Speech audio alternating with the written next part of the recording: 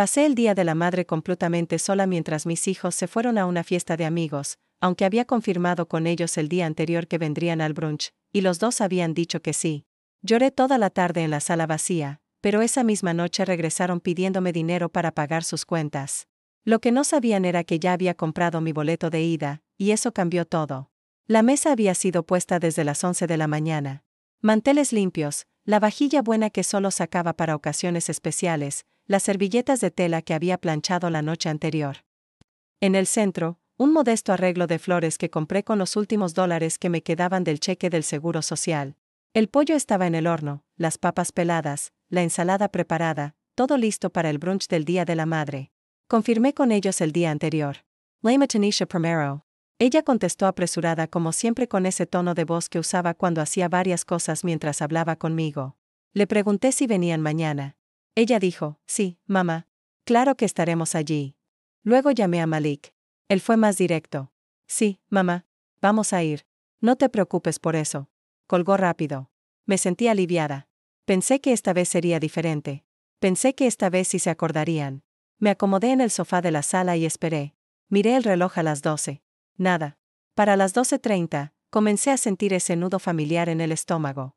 A la 1 en punto, el pollo estaba listo. Lo saqué del horno. El olor llenó la casa vacía. Puis la mesa y mi senté. Esperé un poco más.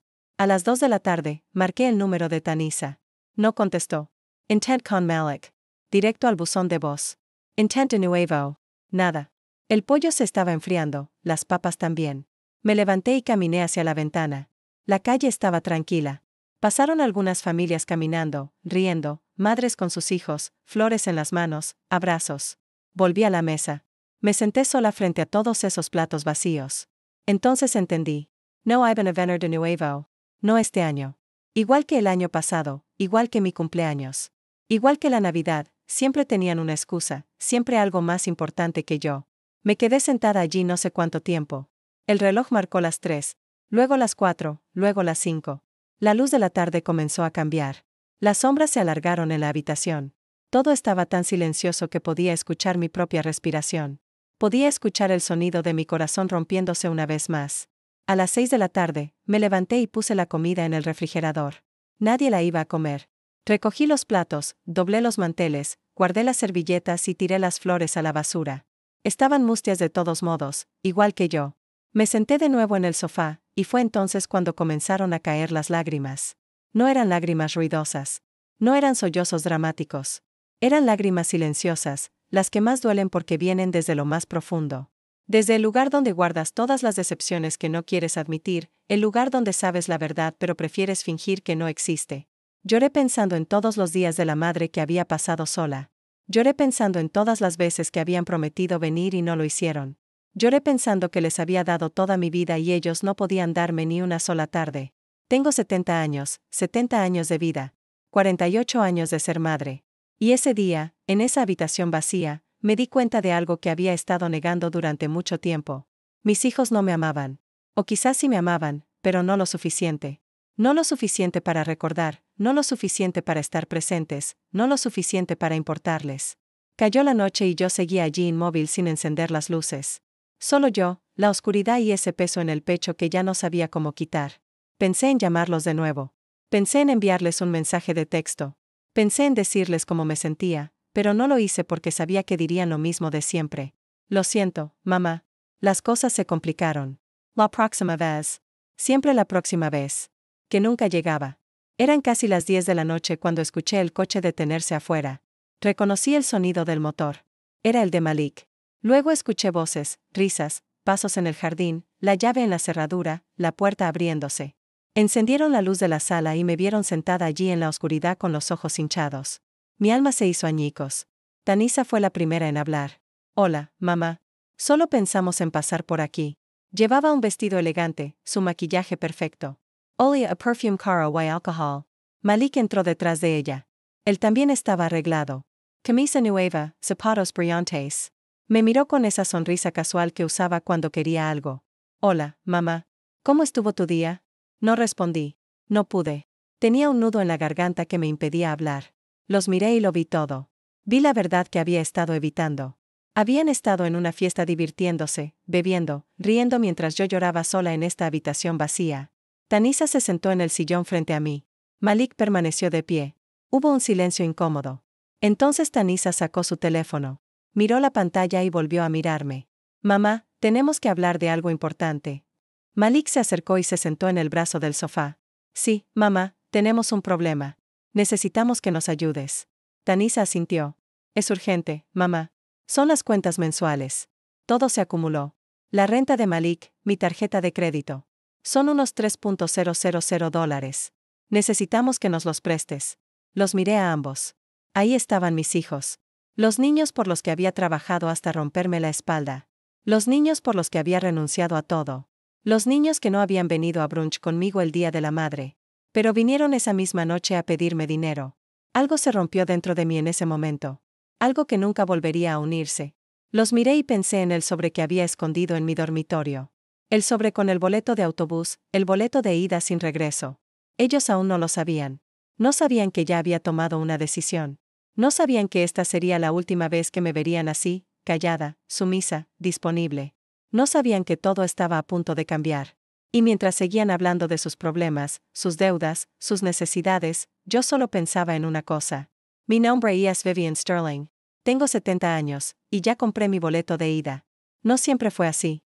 Hubo un tiempo en que mis hijos me abrazaban cuando llegaban de la escuela. Un tiempo en que Tanisa corría hacia mí, gritando, mamá, y se aferraba a mi cuello. Un tiempo en que Malik me buscaba para contarme todo lo que había aprendido ese día. Hubo un tiempo en que yo era importante para ellos. Éramos pobres, pero éramos felices. O al menos yo pensaba que éramos felices. Vivíamos en una casa pequeña en las afueras de Cloverdale, Georgia. 2 dormitorios, un baño, una cocina donde apenas cabíamos los 4. Mi esposo Marcus trabajaba en la construcción. Yo limpiaba casas. Entre los dos, reuníamos lo suficiente para comer y pagar la renta. No nos sobraba nada, pero tampoco nos faltaba. Los niños eran pequeños. Tanisa tenía 6 años. Malik tenía 4. Corrían por la casa descalzos. Jugaban con piedras y palos porque no teníamos dinero para juguetes. Pero a ellos no les importaba. Eran niños. Eran inocentes. Aún no sabían que éramos pobres. Aún no sabían que otras familias tenían más. Los bañaba cada noche en esa vieja bañera que teníamos. Les lavaba el cabello con cuidado, les cortaba las uñas, les ponía la ropa limpia que había lavado a mano esa tarde. Los acostaba y les contaba cuentos hasta que se dormían. Eran toda mi vida. Mi razón para levantarme cada mañana. Marcus era un buen hombre, tranquilo, trabajador. No hablaba mucho, pero me amaba a su manera. Llegaba a casa cansado del trabajo, se sentaba a la mesa y comía lo que yo había preparado. A veces me miraba y decía, gracias, Vivian. Eso era suficiente para mí. No necesitaba más. Pero todo cambió cuando Marcus murió. Fue un accidente en la obra. Una viga cayó mal. No sufrió. Me dijeron que fue rápido. Como si la rapidez de la muerte hiciera que doliera menos, como si fuera un consuelo. Él tenía 42 años. Yo tenía 38. Tanisa tenía 12. Y Malik tenía 10. De repente, estaba sola con 2 niños. Sin trabajo estable, sin ahorros, nada más que mis manos y mi voluntad para seguir adelante. Los beneficios de supervivencia que me dieron después de la muerte de Marcus fueron miserables. $500 al mes. No alcanzaba ni para la comida. Así que trabajé. Trabajé como nunca había trabajado en mi vida. Limpié 3 casas por la mañana, lavé la ropa de otras personas por la tarde, planché por la noche. Dormía 4 horas y tenía suerte.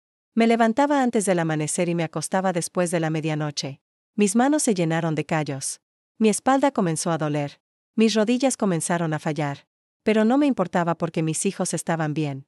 Porque Tanisa y Malik tenían comida en la mesa. Porque podían ir a la escuela.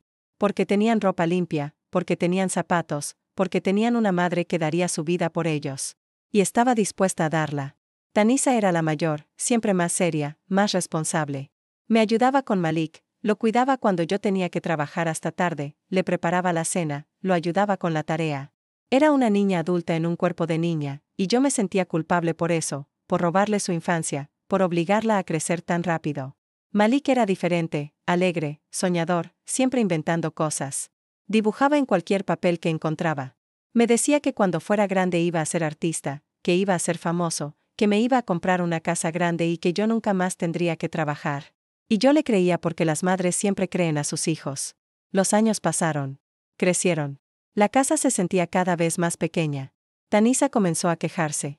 Decía que sus amigos tenían mejores cosas, mejores casas, mejor ropa, mejores vidas. Me miraba con ese reproche silencioso que dolía más que cualquier palabra. Como si fuera mi culpa que fuéramos pobres. Como si no estuviera haciendo todo lo posible. Malik también cambió. Dejó de dibujar. Dejó de soñar. Comenzó a andar con otros chicos. Llegaba tarde a casa y no me decía dónde había estado. Cuando le preguntaba, respondía con monosílabos. Se volvió distante, frío, como un extraño viviendo en mi casa. Pero yo seguí trabajando, seguí sacrificándome porque eso es lo que hacen las madres. Porque pensé que algún día entenderían, que algún día estarían agradecidos, que algún día me dirían, gracias, mamá, por todo lo que hiciste por nosotros.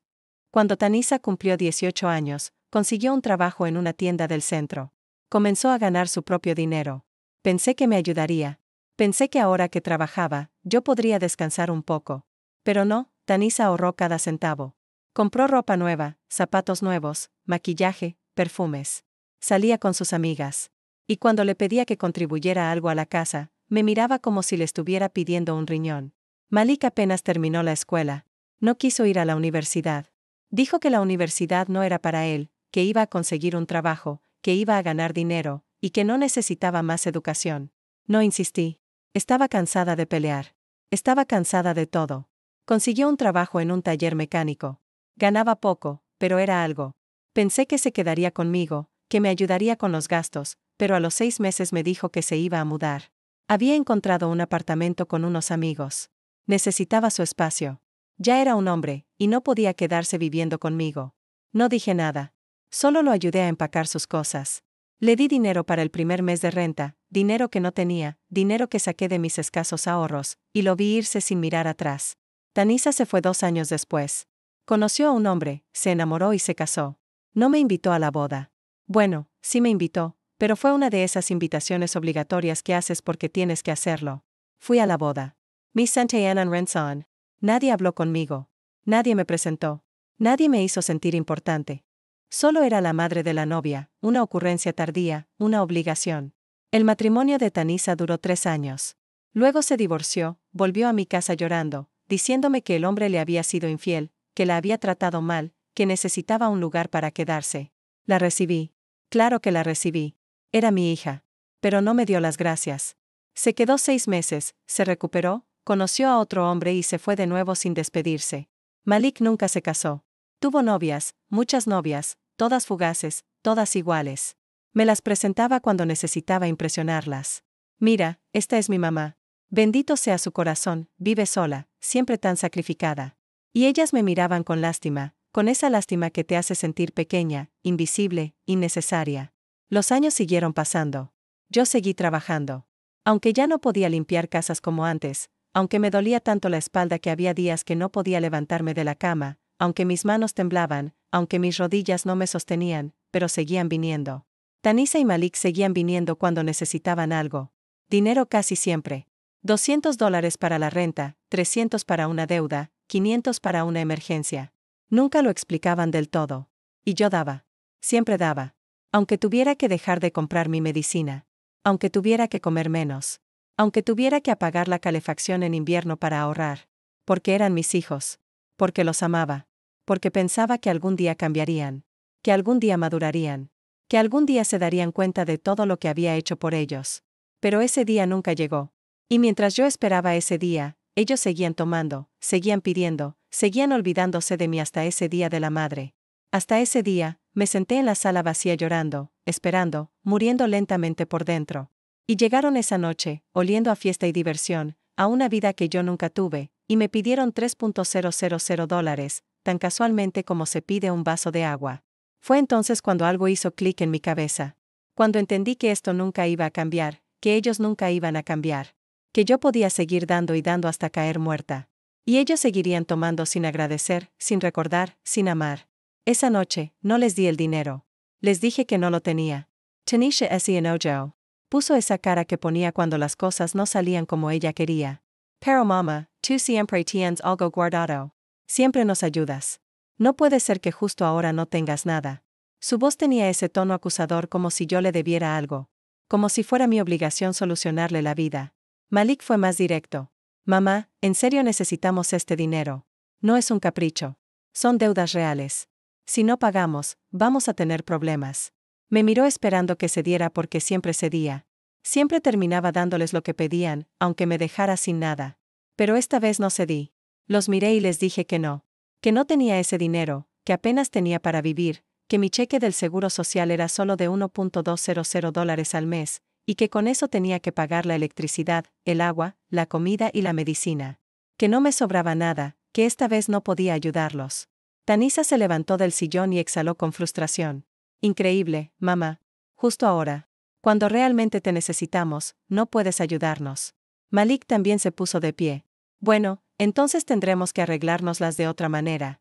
Gracias de todos modos. Su gracia sonó vacío, falso, como todo lo que salía de su boca últimamente. Se fueron sin despedirse, sin preguntar cómo estaba, sin notar que había llorado toda la tarde, sin ver la mesa que había puesto para ellos, sin importarles que era el día de la madre y me habían dejado sola. Se fueron y cerraron la puerta, y yo me quedé allí otra vez en esa sala vacía, en esa casa vacía, en esa vida vacía. Me quedé despierta toda la noche. No podía dormir. Mi mente no dejaba de repasar todo. Los años, los sacrificios, las veces que había dejado de comer para que ellos comieran. Las veces que había trabajado enferma para pagar su escuela. Las veces que les había dado incluso lo que no tenía. Y ellos ni siquiera lo recordaban. Ni siquiera estaban agradecidos. Para ellos, yo solo era un cajero automático, un lugar al que acudir cuando necesitaban algo, un recurso, no una persona, no su madre, solo una fuente de dinero que siempre debía estar disponible. Al día siguiente, me levanté temprano. No había dormido, pero me levanté de todos modos. Me preparé una taza de café, me senté en la cocina y tomé una decisión. Iba a investigar. Iba a saber la verdad. Porque algo no cuadraba. Malik tenía trabajo. Tanisa también. Los dos ganaban más que yo. Entonces, ¿por qué siempre necesitaban dinero? ¿A dónde se iba todo su ingreso? Abrí mi teléfono y entré a las redes sociales, algo que casi nunca hacía porque no entendía muy bien cómo funcionaban esas cosas. Pero Tanisa me había mostrado una vez. Me había mostrado cómo buscar personas, cómo ver sus fotos. Busqué el perfil de Tanisa primero, y ahí estaba todo. Fotos y más fotos. Tanisa en restaurantes caros. Tanisa en vestidos nuevos. Tanisa en viajes a la playa. Tanisa en fiestas. Tanisa con copas en la mano. Tanisa sonriendo. Tanisa viviendo una vida que según ella no podía permitirse. Una vida llena de lujos mientras me pedía dinero para la renta. Seguí desplazándome.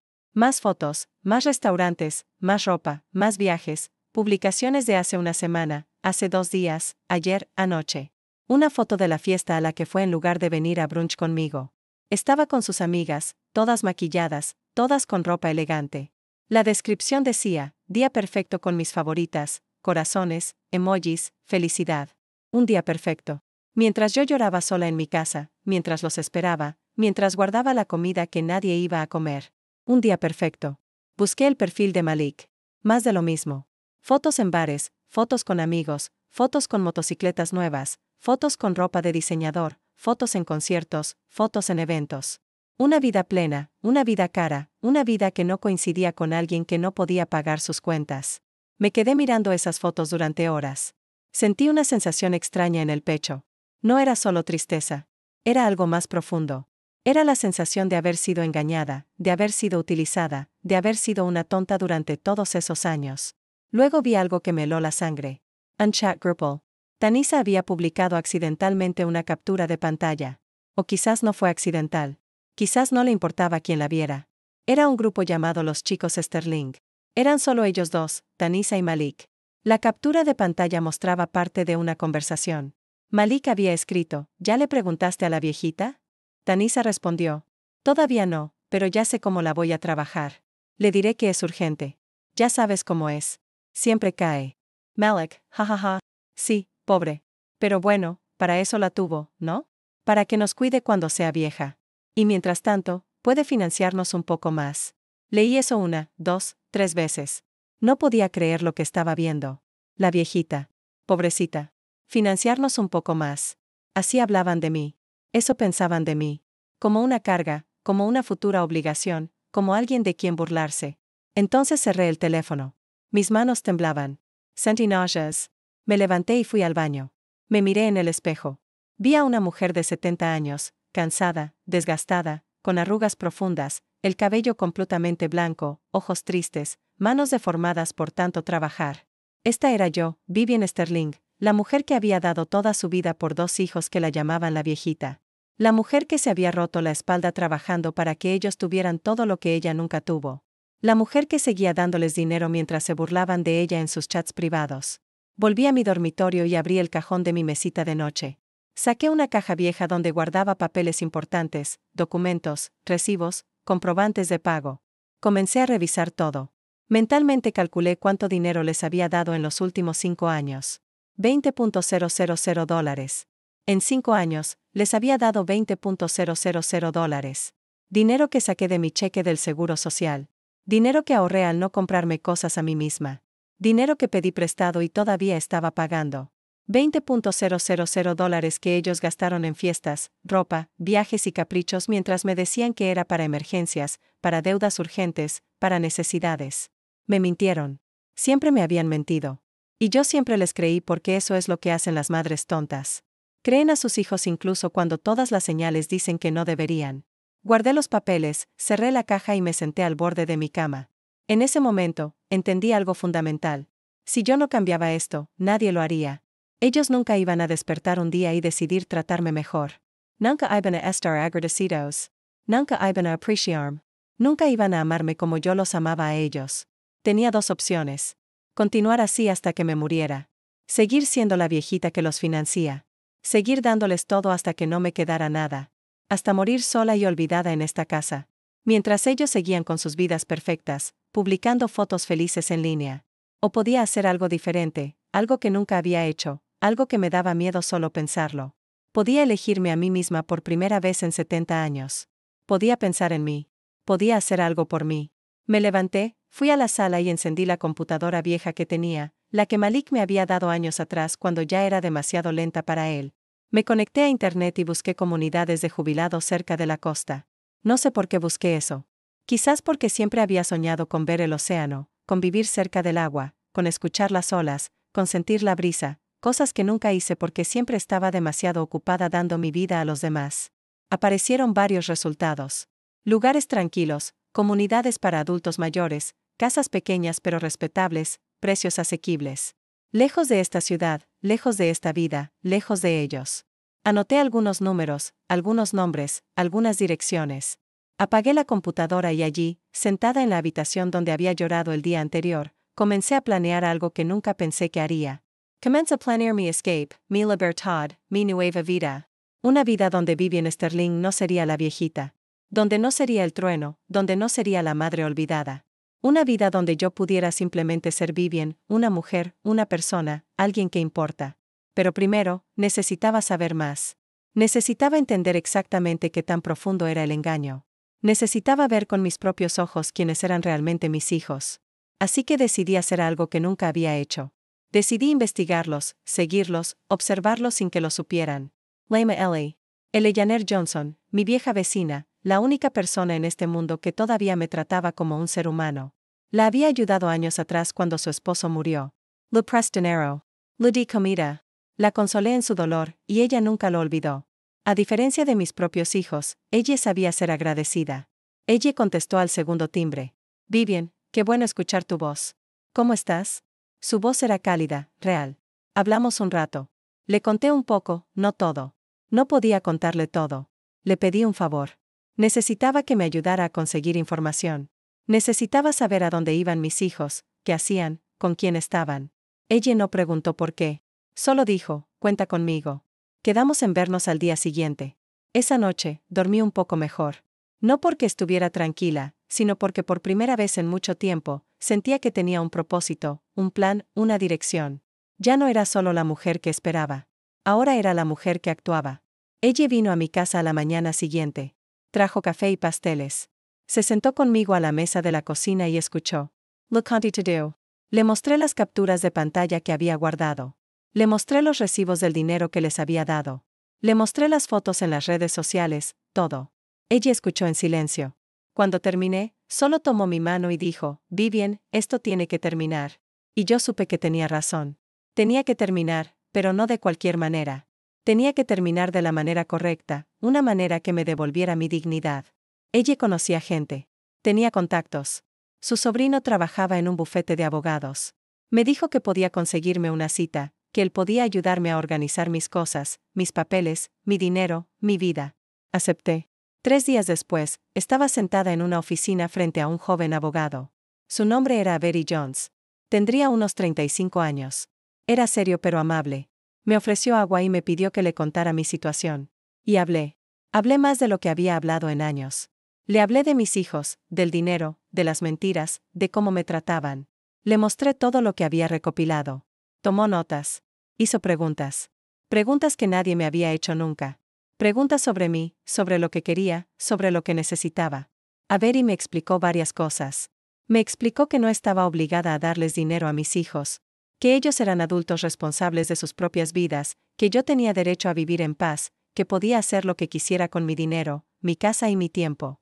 Me habló de testamentos, cuentas bancarias y herencias. Me dijo que podía cambiar todo, que podía proteger lo poco que tenía, que podía asegurarme de que cuando muriera, mis cosas fueran a quien yo decidiera, no necesariamente a mis hijos. Esa conversación me abrió los ojos. Nunca había pensado en esas cosas. Siempre asumí que todo lo que tenía les pertenecía a ellos, que cuando muriera, heredarían, que ese era el orden natural. Pero Avery me hizo entender que yo podía decidir, que todavía estaba viva, que todavía tenía voz, que todavía tenía poder. Le pregunté cuánto costaban sus servicios. Me dio un precio, $500 por todo el papeleo.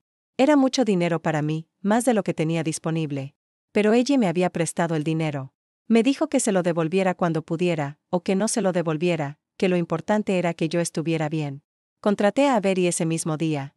Me pidió documentos, escrituras, papeles bancarios, recibos. Le dije que le llevaría todo. Quedamos en vernos la semana siguiente para comenzar el proceso. Salí de esa oficina sintiéndome diferente, más fuerte, más clara, como si alguien hubiera encendido una luz en una habitación oscura donde había estado viviendo toda mi vida. Ahora podía ver las cosas como eran, no como quería que fueran. Esa noche, revisé todos mis documentos, la escritura de la casa, mi viejo testamento, mis cuentas bancarias, mi pensión. Todo estaba en orden, pero nada estaba como yo quería. El viejo testamento decía que todo iba para Tanisha y Malik en partes iguales. La casa, el dinero, todo, como si se lo merecieran, como si hubieran hecho algo para ganárselo. Decidí que eso iba a cambiar. Pero aún no. Primero, necesitaba observar más, entender más, ver qué tan lejos llegaban sus mentiras, qué tan profundo era su desprecio. Necesitaba estar completamente segura antes de tomar decisiones que no podía revertir. Empecé a seguirlos discretamente como una detective aficionada. Sabía dónde trabajaba Malik y sabía dónde vivía Tanisha. Empecé a pasar por esos lugares, observando, tomando notas mentales. Vi a Malik salir del taller mecánico un martes por la tarde. No estaba solo. Estaba con una mujer joven, muy joven, quizás de 25 años. Subieron a un coche nuevo, un coche que no reconocía, un coche caro. Se alejaron juntos, riendo, tomados de la mano. Los seguí en autobús. Fueron a un restaurante del centro, uno de esos lugares donde los platos cuestan $50. Los Six Entrar. Los vi sentarse junto a la ventana. Los vi pedir vino. Los vi mientras Malik le mostraba el menú, cómo le sonreía, cómo la trataba como si fuera alguien especial. Mi hijo, que me decía que no podía pagar su renta, estaba gastando $100 en una cena. Mi hijo, que me pedía dinero prestado, estaba en un coche nuevo. Mi hijo, que supuestamente estaba en quiebra, vivía como si nadara en dinero. Me quedé afuera del restaurante. Esperé. No sé por qué esperé. Quizás porque necesitaba ver más. Necesitaba confirmar lo que ya sabía. Salieron 2 horas después, todavía riendo, todavía felices. Se besaron en la calle, subieron al coche y se fueron. Regresé a casa en el último autobús de la noche. Llegué cansada, triste, pero también más segura, más convencida de que lo que estaba haciendo era correcto. Al día siguiente le tocó a Tanisha. Sabía que trabajaba en una oficina en el centro comercial. Fui temprano. Me senté en un banco afuera de su trabajo. Esperé. La vi salir a la hora.